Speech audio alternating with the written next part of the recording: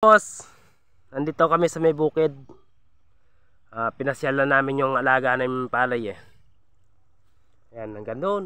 Malayo yung ginagawa namin palay na yun Yung palay na ito, nung tinanim namin, 20 days. Nung naglipat tanim kami, 20 days ang naging bilang namin yan bago namin nailipat tanim. Ngayon, pagtuntong naman ng 20 days, bumilang kami ng 12 days bago patabaan. Yung unang pataba namin. Ang ginamit nga pala namin dyan, purong urea. Para yung palay, bumulas agad ng maganda. Yun ang ginawa namin diskarte dito sa pag-aalaga rito. Kaya lang ang ginawa namin dito, hindi na kami umulit. Isang pataba lang yung ginawa namin. Ang naiabono namin sa 1 hektarya, 3 bulto lang. Kasi yung lupa namin dito malakas sagana sa tubig. Pagkatapos maganda yung lupa niya.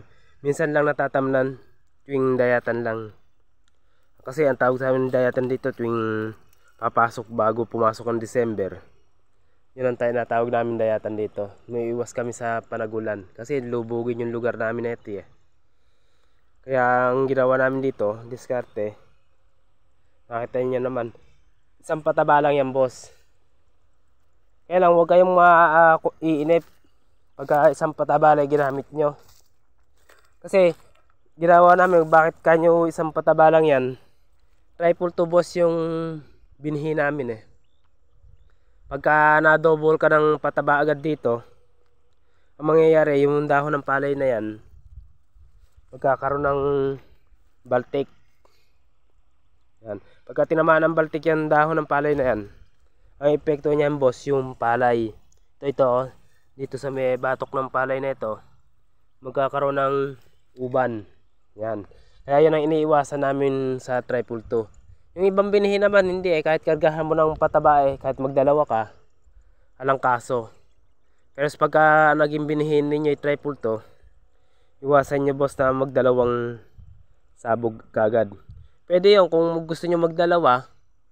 Halimbawa, sumasapaw na siya, malapit na siya sumapaw. Yun, lagyan nyo na lang siya top dress kahit 1 bulto, 1 hektarya. Para hindi maepektuhan. Katulad yan, ito ay sinasabi ko, boss.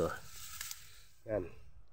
Yung dahon, mayroong makita na nyo, may baltik siya. Yan ang iniiwasan natin na magkaroon ng baltik yung palay natin.